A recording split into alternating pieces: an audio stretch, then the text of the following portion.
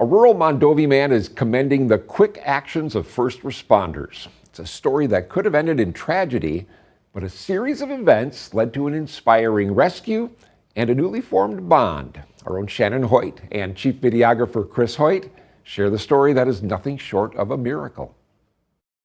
These woods are quiet now, but just 1 week ago, it was the site of an emergency a local man won't soon forget. So I'd cut a bunch of trees down last year, and since we burned firewood, I come out here about a year later and cut them up into smaller pieces that we can haul them back to the yard. Adam Whaling was on his property in the town of Drammen, working his way through the woods, chainsaw in hand, and updating his wife every hour that he was okay. This tree here, the one that got me, was up in the air about 6 feet, and then the wind had broken it off and it was laying here. And my kids love to climb on trees and play, and I just thought, geez, that's just not a good tree to have up in the air. Whaling has years of sawing trees under his belt, but he says accidents can happen to even the most experienced hands, his included.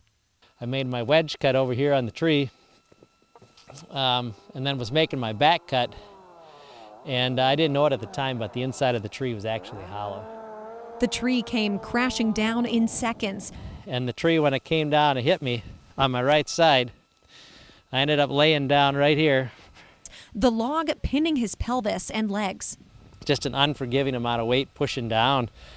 His phone in the side pocket of his cargo pants his wife had just got him. Had he not worn them that day, his phone, his lifeline, would have been in his front pocket and likely crushed. I dialed 911 without thinking at all. His biggest fear? That I wasn't going to be found. Eau Claire County Sheriff's Deputy Steve Schlewitz was 10 to 15 minutes away, but still the first to respond. As I was getting closer, obviously, I turned my siren off and I rolled my window down. Obviously, if somebody's trapped, they're going to be yelling for help. Dispatch led Schlewitz to a gravel road, the deputy quickly spotting the victim on a hill. 10-4, I see him. His body camera capturing it all. So I quick hopped out of my squad, came up running up the hill. Deputy Schlewitz must have been a sprinter back in the day because he sprinted up the hill so fast. He was here in a flash. He grabbed my saw and he said, "Does this thing work?" I didn't even hear him say if it worked or not. I just, instincts kicked in.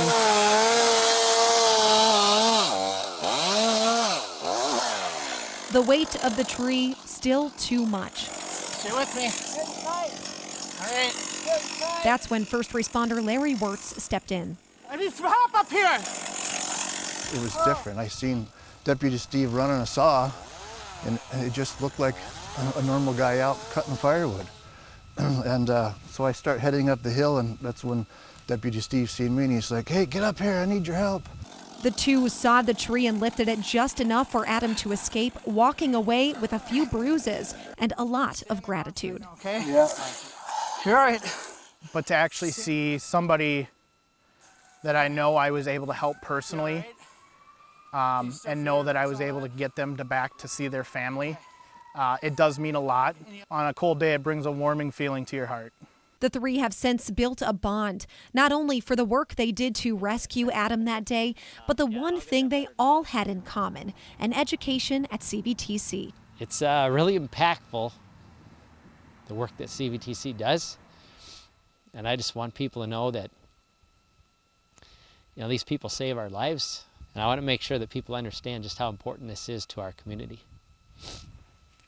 Sorry, guys, getting choked up. For News 18, I'm Shannon Hoyt.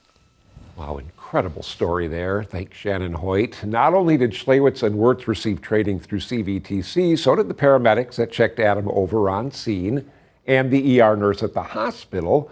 And Whaling is a dean at the school. Whaling says paramedics told him most people couldn't just walk away from an accident like this, making his rescue truly a miracle.